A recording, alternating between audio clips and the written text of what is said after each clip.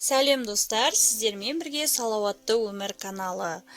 Аяқтың қыс мезгілінде терлеуі не үшін қауіпті, оның себептерін және аяқ киімді қалай таңдау керек және оны қалай күтіп баптау керек, осы туралы айтатын боламын. Арнамнан алыстамай соңына дейін қараңыз. Аяғыңыз терлеп, суланған шұлықты ауыстырып алғаннан мәселе шешілмейді.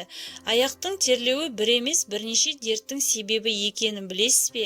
Жазда терлеу қалыпты, ал қыста терлейтін аяққа не дейсіз? Терлеген аяқтан жағымсыз иіс шығатын тағы да бар. Ал күн ұзаққа ылғалды шұлықпен жүрсеңіз, денсаулығыңызға зияны тиетіні сөзсіз.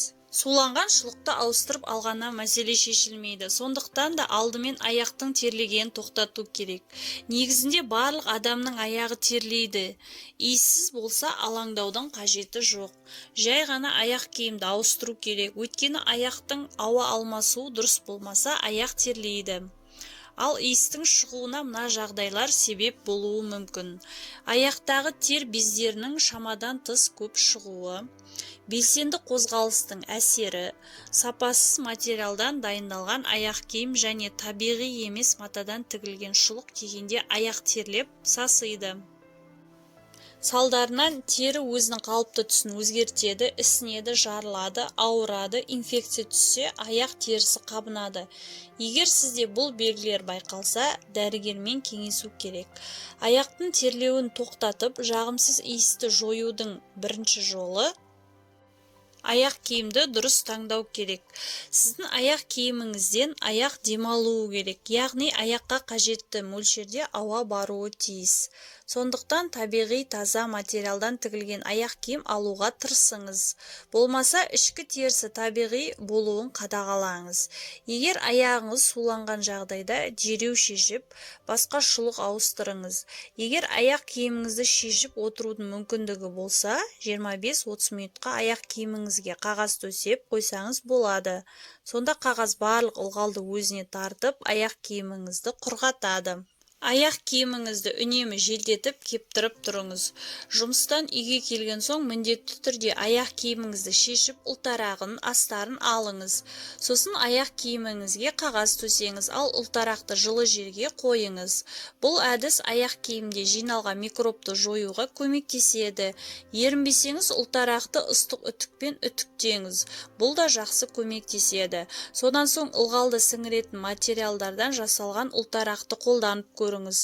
Оны мезгіл сайын жанасына ауыстыруды ұмытпаңыз. Егер аяқ киіміңізді жууға болатын болса, демалыс күндері кір жуғыш машинаға салып алған дұрыс. Жуу жинақталған терді, шаңды, кірді кетіреді. Бұлар аяқ киімнің желдеткіш тесіктерін бітеп қана қоймайды, сонымен қатар зиянды микробтар мен саңырауқұлақтардың көбеюіне ықпал етеді. Жалпы бір маусымға кем дегенде 2 жұп аяқ киім киюге әдеттеніңіз. Бұл саулығыңыз үшін де, сән үшін де өте дұрыс таңдау екенін ескеріңіз.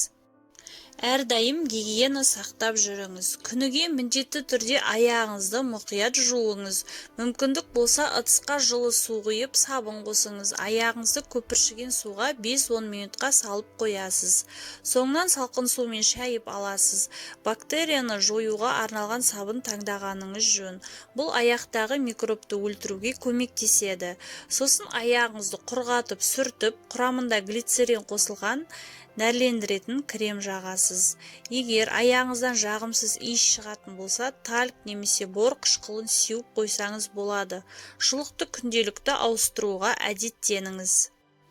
Аяғыңыздағы жағымсыз иісті кетіру үшін, аяқтың терлеуін тоқтатып, микробтар мен саңырауқұлақтармен күресу үшін кез келген дәріханада сатылатын емдік және профилактикалық гель, крем, ұнтақ қолданыңыз.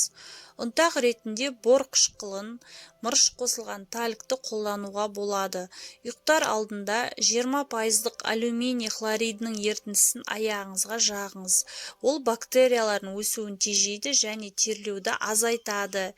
Емді қолданғаннан соң аяғыңызды полиэтилен пакетпен орайсыз.